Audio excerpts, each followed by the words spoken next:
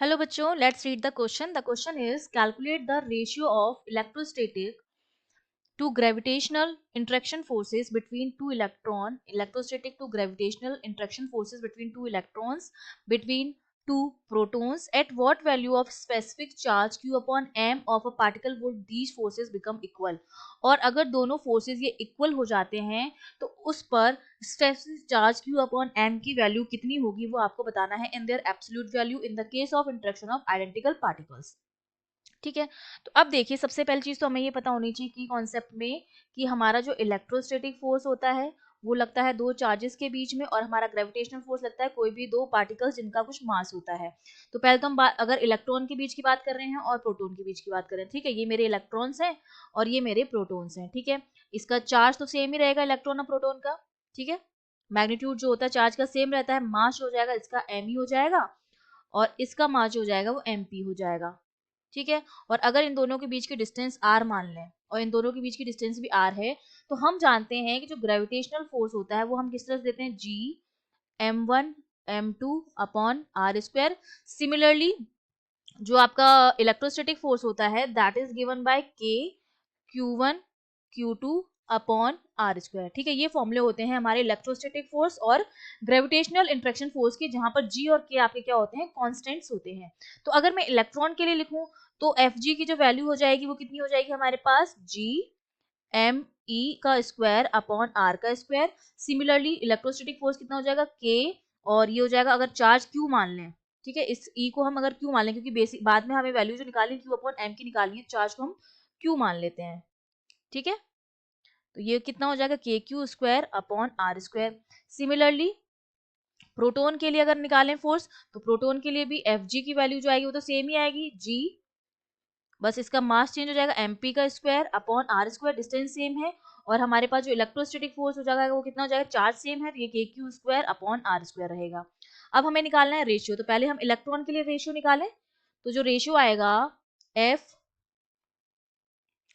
E divided by F G, तो F E जो हमारे पास आ जाएगा वो तो आ जाएगा K Q square upon R square cancel out हो जाएगा, और यहाँ पर नीचे हमारे पास आ जाएगा जी एम ई का स्क्वायर। अब सबकी वैल्यू हमें पता है, के की वैल्यू हमें पता है 9 इंटू 10⁹, कैपिटल जी की वैल्यू यहाँ पर सबकी वैल्यू हम पुट कर दें अपॉन एफ जी, तो हो जाएगा के 9 इंटू 10⁹ इंटू क्यू का स्क्वायर विच इज 1.6 इंटू 10⁻⁻19 का स्क्वायर, ये चार्ज हो गया, अपॉन जी आपका ग्रेविटेशनल कांस्टेंट है जिसकी वैल्यू होती है 6.67 into 10⁻11 into mass of electron कितना होता है 9.11 इंटू 10⁻31। ये सारी वैल्यूज रख के जब सॉल्व करेंगे तो ये जो रेशियो हमें मिलेगा इलेक्ट्रॉन के लिए F E upon F G का, वो हमें मिलता है 4 इंटू 10⁻42।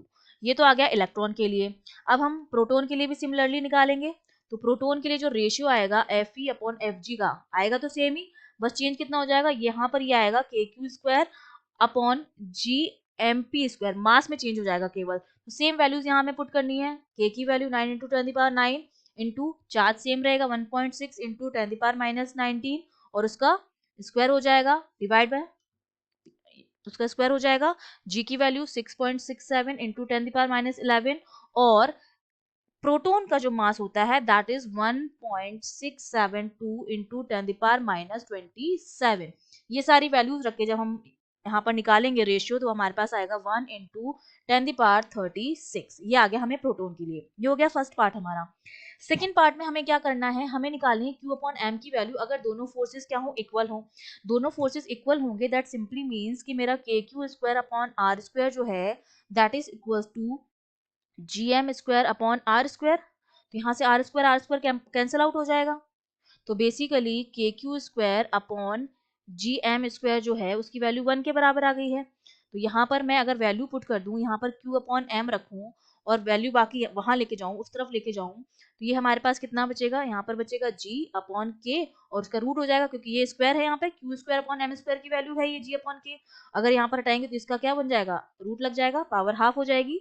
अब यहाँ वैल्यू पुट कर देते हैं, G upon M equals to root of 6.67 into 10⁻11 which is divided by 9 into 10⁹। ये वैल्यूज रख के जब सॉल्व करेंगे तो हमारे पास Q अपॉन M की वैल्यू जो आती है वो हमें मिलती है 0.86 इंटू 10⁻10 कूलाम पर किलोग्राम। ये हमारे पास Q अपॉन M की वैल्यू आ गई। ये हमारा सेकंड पार्ट हो गया। I hope you understood well. All the best.